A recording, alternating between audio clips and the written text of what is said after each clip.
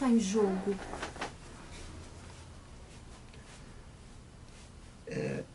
Em princípio, tudo que não seja ação concreta. Às vezes se inclui algumas ações concretas, que podem ser objeto de análise também. Então, o que está em jogo, na verdade, é tudo. A gente pode tentar qualificar como o comportamento da pessoa, o que a pessoa está fazendo naquele momento, aquela pessoa naquele momento. Existe uma frase, né, que é do Freud também, no aqui e agora. Você chamou isso de clínica. Clínica é isso. E isso eu acho que é, vamos dizer, a herança da psicanálise, da medicina. O Freud, na verdade, era médico. Né? É algo que está ocorrendo naquele momento. Em princípio, irrepetível. E tem espaço para a realidade objetiva? Você falou de comportamento, de às vezes até questões concretas, né? Lógico. E Não é só que tem espaço para a realidade objetiva. Ela sempre está ocorrendo. Né? Só não ocorre se a pessoa morreu. Se a pessoa está lá, está viva, né? Por exemplo, a pessoa pode estar viva e na hora que ela entra, ela não se comunica com o analista. Se o analista estiver prestando atenção, ele vai perceber isso. Houve uma pessoa que, eu acho que durante, eu não me lembro quanto tempo, de 3 a 6 meses, vamos dizer assim. Mais de uma pessoa, mas eu estou lembrando de 2 agora. Que quase que a única coisa que eu falava com ela, além de olá, ou bom dia, alguma coisa desse tipo, quer dizer, na hora que a gente se encontrava, ou tentava encontrar, eu dizia para ela assim, o senhor não está me ouvindo. Com o tempo, uma delas, eu descobri que não só ela não me ouvia, como ela também não ouvia o que ela falava. Falava que nem uma vitrola, tá dizendo. E em um certo momento, ela deu atenção a isso. Ela não ouvia nem que eu não falava para ela que ela não estava ouvindo. Né? Então, aí você me perguntou o que acontece, eu estou tentando dar um exemplo, né, que me veio à mente agora. Que vai acontecer uma porção de coisas. E quando você perguntou da realidade objetiva, será que existe alguma realidade que não seja objetiva? Eu sei que existe, eu não estou fazendo de desentendido, que as pessoas falam em subjetivismo, em realidade subjetiva, né? Mas eu não percebo que o Freud tenha escrito alguma coisa desse tipo. Né? Não só o Freud, mas os psicanalistas que contribuíram para expandir a obra dele.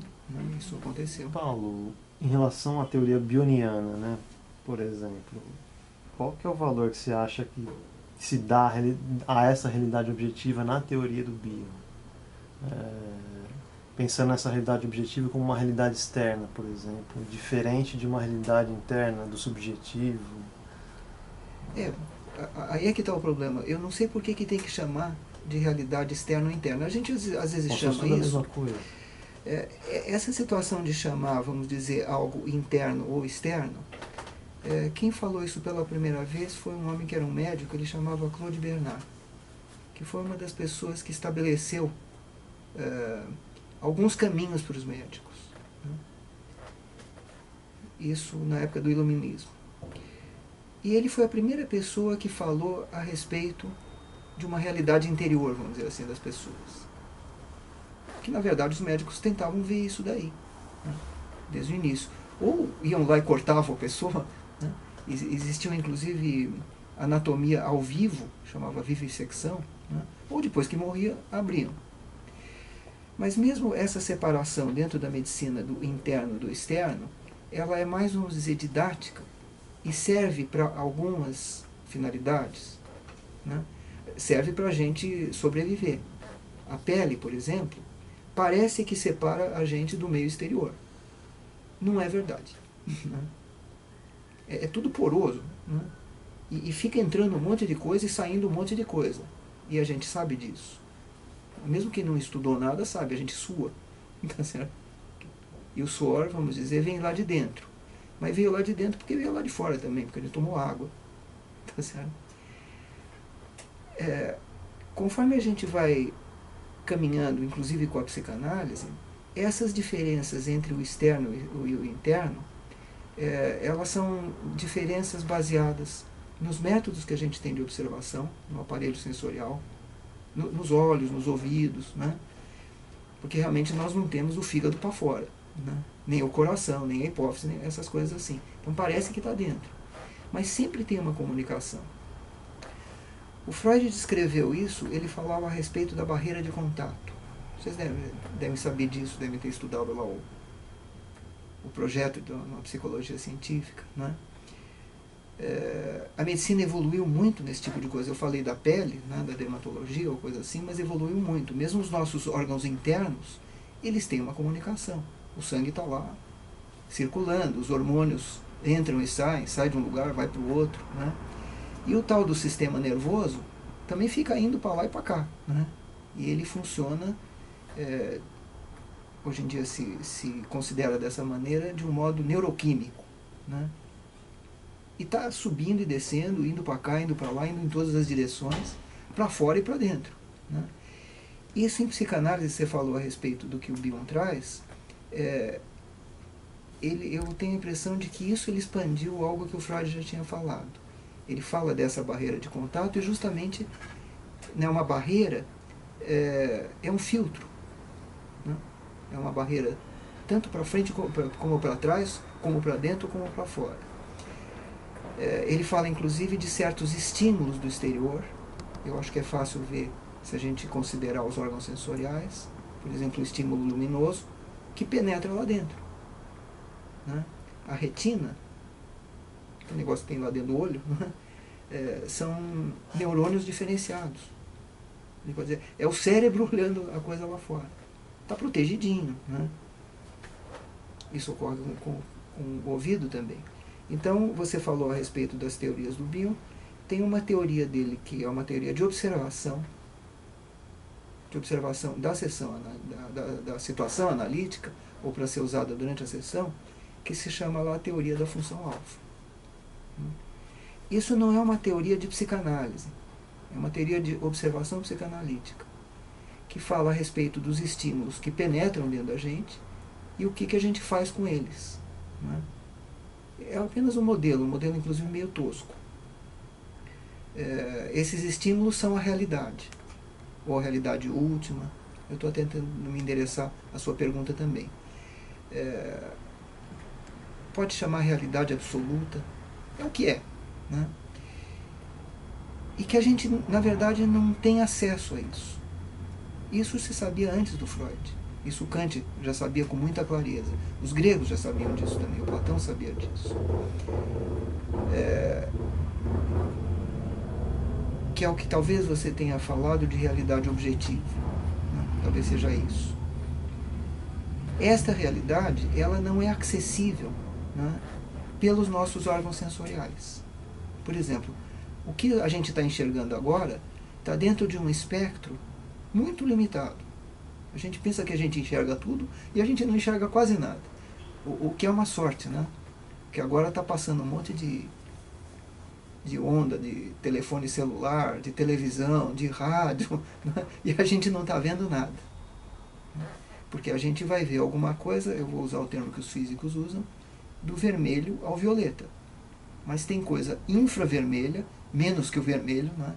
É um comprimento de onda lá, mas é uma coisa física, e ultravioleta, né?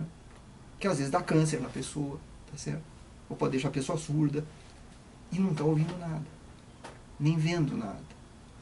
Então, o Kant até discutia isso. Ele chamava lá as pessoas, como Descartes e outros filósofos lá, e falava: estes são realistas ingênuos. Era o termo do Kant, né? E o Freud fala, assim como a realidade material, vocês não tinham falado nisso, falou em realidade, né, externa e interna, o Caio. Assim como a realidade material não é totalmente acessível pelos nossos órgãos dos sentidos, pela visão, pela audição, né? Pelo tato, pelo paladar. Existe uma outra forma da mesma existência, que ele vai chamar, aí o Freud chamou, ele cunhou esse termo pela primeira vez, até onde chegou a minha pesquisa na civilização ocidental, de realidade psíquica, né? Que corresponde mais ou menos ao que o Platão falava das formas ideais. Então ele diz assim, na interpretação dos sonhos: assim como a realidade material não é totalmente acessível pelos nossos órgãos dos sentidos, existe a realidade psíquica, que é a mesma realidade. Ele não ia chamar de realidade psíquica se não fosse realidade. Então, tem realidade material e realidade psíquica, que é a mesma coisa, né? Mas é uma forma diferente. Quer dizer, está transformado, né?